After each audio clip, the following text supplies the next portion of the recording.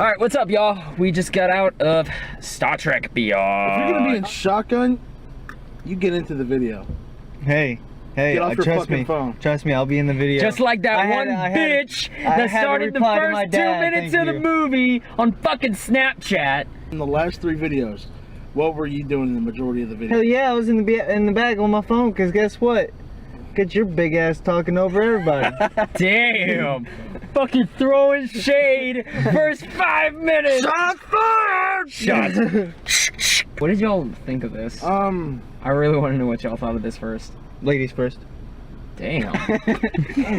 Kick you in the fucking cunt. It was alright. I kind of wanted to fall asleep at points. Yeah.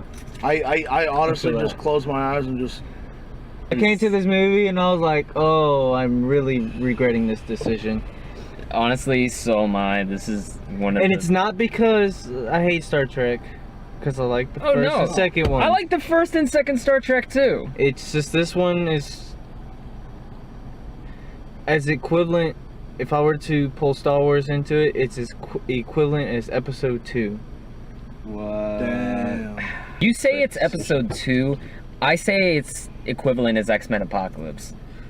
Because First Class was good, Days of Future Past was better, and this tries to go so much bigger, but it's so much dumber. This isn't as bad as Independence Resurgence, but a lot of the same problems. Hey, I like that one, okay? You liked Independence Resurgence? That fucking dumpster fire? I liked it, I did. Get out of here. Jesus, man, this movie had a character who was supposed to be completely emotionless, and even Spock was putting out more emotion than fucking Liam Hemsworth did. Thank you, Daniel, by the way, for asking me what I thought of this movie. Well, what did you think of this movie? I loved this movie. You love this I had movie? such Are a you great... fucking nuts? Shut up, you liked Independence Day. Fuck you. I loved how episodic this movie was. It felt like an episode of the original series. You guys say it went bigger. I think it actually went smaller. It was a contained location. I liked Into Darkness a lot, but Into Darkness had a lot of stuff going on. This movie, it was like a contained location. They got a great time to focus on most of the characters. The pairing of the characters really interesting because they had Chekhov with Kirk, Spock with Bones, Uhura with Sulu, and then the alien chick from Kingsman with Scotty. Before we go any further, this is a spoiler review. We will not be censoring ourselves, as you can probably tell. So if you want to hear the spoiler-free section of this review, please click on the time code here, and that'll take you to the spoiler-free section and our scores out of 6 stars. Beastie Boys? Loved it. Beastie Boys? I loved it. It was like it's like something out of Bill and Ted. It was awesome. Yeah, but Bill and Ted wrote their own music. That's true. If they'd come up with a song on the spot, like, that would be even better. This is, bar none, one of the dumbest third acts I have ever seen. I cannot believe that the Beastie Boys saved the day. That's something nobody has ever said before in history. It's awesome. The Beastie Boys saved our right to party, and they saved this space-based Death Star thing from complete annihilation. The climax of this movie is what happens if that Death Star run in A New Hope was shot from the Empire's point of view. That's true. He pointed at me and then he said, "Bro, you turned off your targeting, Peter. What's wrong?" And I just busted out. I almost couldn't contain myself. I was like, this is too fucking funny. You saying like the nod to the first one, I would be totally cool with that if the marketing for these movies haven't beaten that fucking song into our goddamn heads. The marketing for this movie was not good, but I can't blame the movie for the marketing. You could have had something new, like with the line that she said, "Oh, I've got just a thing." You're like, wait a second, that's not gonna be Public Enemies, Fight the Power. Okay, so if we're sticking with hip hop, what do we go fucking? Fuck the police coming straight from the underground. You have Beastie Boys, you have Public Enemy, you could do Run DMC, King of Rock. Ball with the It's like, I'm ball with the ball, King of Rock. This climax that is super creative was boring because it's a song that I've already heard before, and I That know was a from the small Star part Trek of the thing. climax. Like that was just like one scene. Like the climax. That is the highlight of the film. Hey, what Talk if to anybody out there, gonna tell you like what was your favorite part of Star Trek? They're gonna say sabotage. The movie has the Enterprise going to the new Federation base, the Death Star thing I'm talking about, called Yorktown, and Yorktown base intercepts this rogue signal coming in from this girl on a distress mission. She's saying that her crew is dead, or her crew is like shipwrecked, and we need to go rescue them. And so Kirk and the crew fly over to this uncharted part of space. They get ambushed by this guy called Crawl, who's controlling a swarm of these bee-like ships that just, I mean, talk about Into Darkness ruining the Enterprise in like an hour and a half. This movie fucking wrecks the Enterprise in the first half hour. Yeah. The carnage you saw in Into Darkness didn't make Kirk say abandon ship. This is a million times worse. Ship gets destroyed. Kirk and Chekhov rest in peace again, Anton Yelchin. We'll get to that too. We will. Kirk and Chekhov get stranded on the planet. Scotty gets stranded on the planet as well, and Bones and Spock too, but they're all in separate parts. Everybody else gets kidnapped by Crawl, and then we're entered into a story that is as generic as they come, about a bad guy who wants power because I lost people. Except Benedict Cumberbatch pulled it off with a way better character, and Crawl is just... This is honestly feels like the Thor 2 of Star Trek movies. Music's not bad, I would say. Cinematography, you can tell it's a J.J. Abrams produced film, because basically Justin Lin, who directed 4th Fast and Furious, is just playing discount Abrams here. All the Dutch angles, all the... Yeah. There's substantially less lens flares, though. That was probably I'm so proud of that. Probably my biggest problem with the movie was some of the shaky cam. Like, it was kind of hard Yeah. to watch some of the fight scenes. Like, the big action scenes were good, but like that hand-to-hand combat. I thought a lot of the other action scenes were good. Like when Crawl's guys were stormed the Enterprise was good, and the whole sequence when Kirk and Chekhov were escaping like the wreckage was good.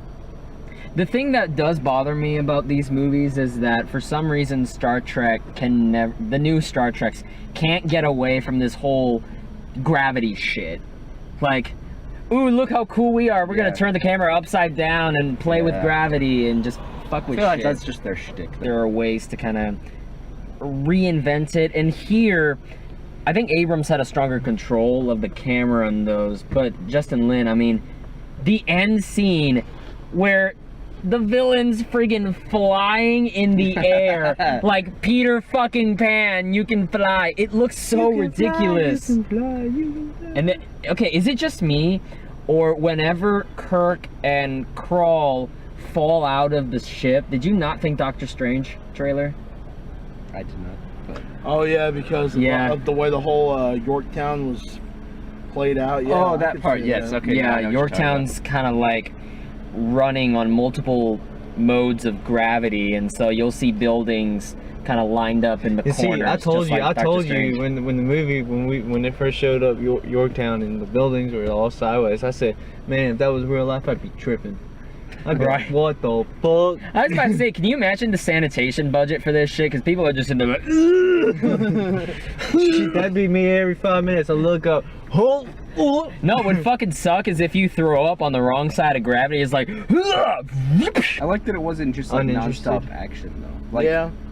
Like this felt like a more. It was an adventure movie, but it wasn't necessarily an action movie. If that makes sense. Yeah, it gave more time for us to catch up on some Z's. yeah. I like what they did with the characters. Like there was a lot of just dialogue scenes. So if I feel like if you're into that, if you like the characters, if you like just seeing like dudes hanging out. Everybody's just sticking to their script. Like Spock makes jokes about not being logical. Bones is just fucking Carl Urban's just goddamn high the entire movie. He's been Carl Urban's You never know, not been. Are you high, man? I feel like he wasn't like Damn it, Jim, I'm into a doctor, not a. That's what it felt like. like when his scenes came up, at least his first part of his scenes, like when he first showed up in the movie, I felt like, you know, this guy was bored. Like what's her face from X-Men? Jennifer Lawrence. Jennifer Lawrence. Yeah. Okay, nobody was as bored as Jennifer Lawrence. In No, X-Men. Okay, I'll give you that. I'll give yeah. you that. But this guy is just like, I'm only saying these lines because I'm getting paid. I feel really bad for Zoe Saldana. Yeah, she was. I was. They did a really good job with, in my opinion, with Kirk, Spock, and Bones. But I didn't think Sulu or Uhura had much to do with this movie. She spews trailer lines at the villain. Well, here's the thing. I think this is my. I think what the problem, not necessarily the problem with the movie, is the fact that I think Uhura's like character arc pretty much wrapped with the first movie, and so Yeah. the second two, they're just kind of being repetitive. And so they kind of threw us something that she and Spock were having relationship problems, but it's kind of the same thing that they did in Into Darkness. But it's like, that's like, and I think that's what they were doing. Like with Kirk Data, I think they had a 3-film arc that they did really well. I think Spock had a pretty good 3-film arc. I think Bones is always going to be one. But with some of the other characters, it's like, it's kind of hard to do more with them because it's like they've already done so much. It's weird because you don't know if the movie's just like, here's these guys we're going to focus on and the rest, like the Hobbit movies, or if they really wanted to do a service to the show and really expand on these people's characters. Like the Marvel movies have done great with this. Like giving, you establish the main guys and then you start teasing in the side characters movie by movie. And so, you know, Scarlet Witch has great scenes. Hawkeye basically stole the second Avengers movie. And I felt like the writing and directing team on this just didn't bring that out. Biggest, like, character development we get from Sulu is that he's gay. That's it. And who the fuck cares? They made a giant, like, thing about it, like, a week or two ago on the internet, saying that, you know, they said that, you know, oh, Sulu's character is gay in this film, and it's like, even like George Takei had something against it. He was like, "Why make the character gay? There's no reason for it." I could be totally making that up, but I think I heard that. No, that is what he said. That is what he said. Right. George Takei did not, you know, he didn't think the character of Sulu needed to be gay.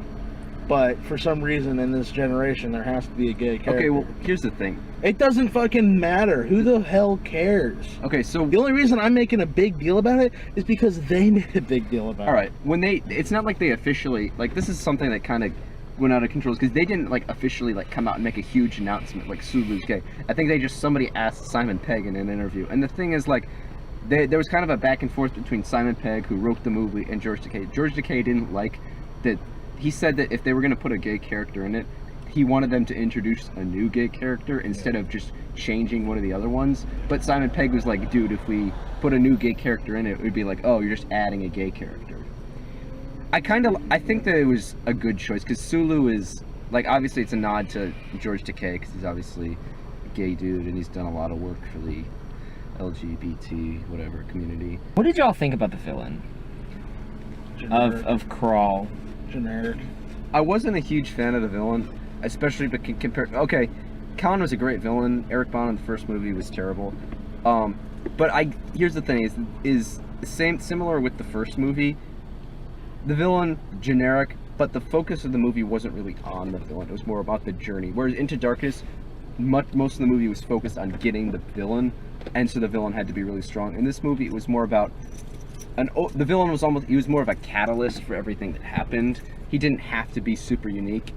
By the time that evil man gets his plan up and running, which it's an action movie, it involves a MacGuffin, which is like some ancient weapon that he has to find, and it basically made like a giant magical blender of sorts. To be honest, I thought you said McMuffin.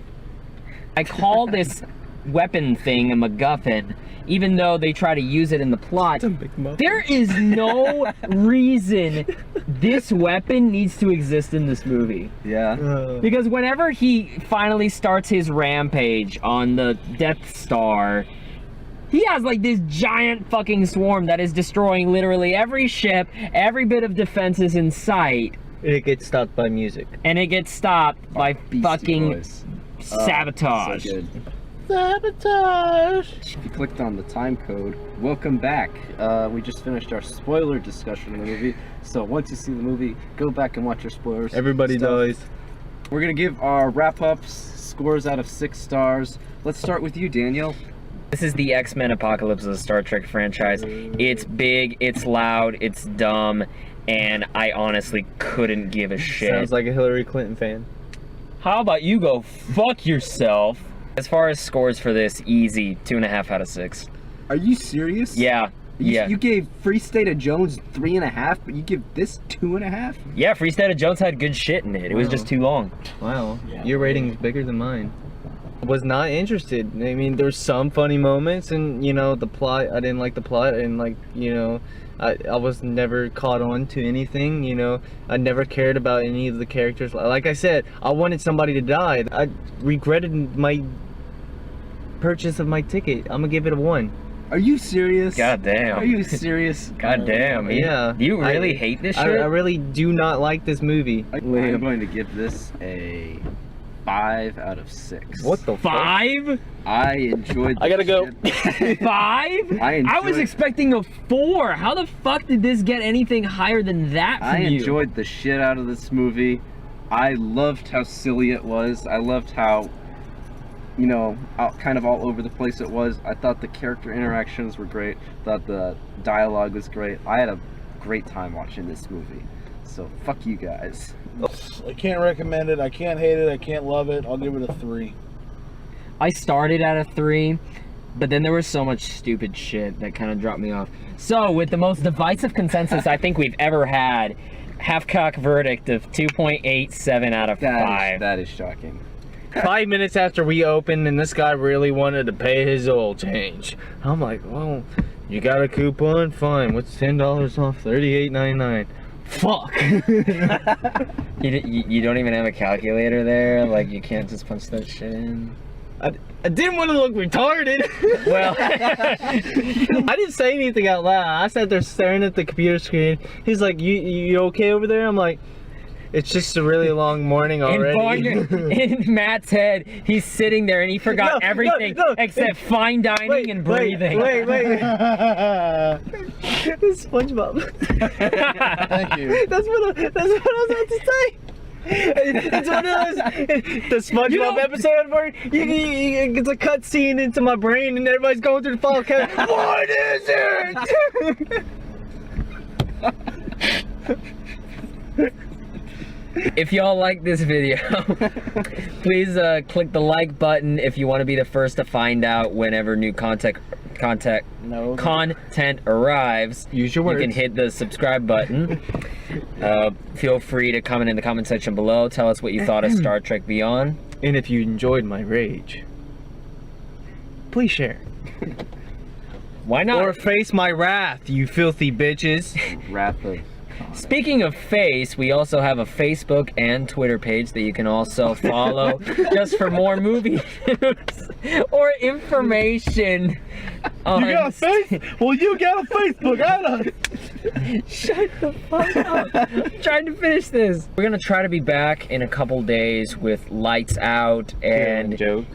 he and I, we're gonna try to go see Hillary's America. The greatest anti-propaganda, 8% on Rotten Tomatoes, 1 on Metacritic movie that is out right now. I don't care. I enjoy a good Hillary bashing. So if y'all want to see some Hillary bashing, we're going to do that review. We're also going to try to catch Killing Joke on Monday. We will catch Killing Joke on Monday. See it. You just have on Thursday. Do you want to see Born? If I can get, if I'm getting shit off, why not? Fuck it. Let's go see Born. Let's see all the movies, you guys. Fuck it. Alright, but until Saturday, y'all take care. Y'all have a good night. Rest in peace. Fuck it. Fucking gang son. It's still a 1. West Side. That is shocking to me. Alright, I'm getting out before we get shot. Bye. Bye. See you later.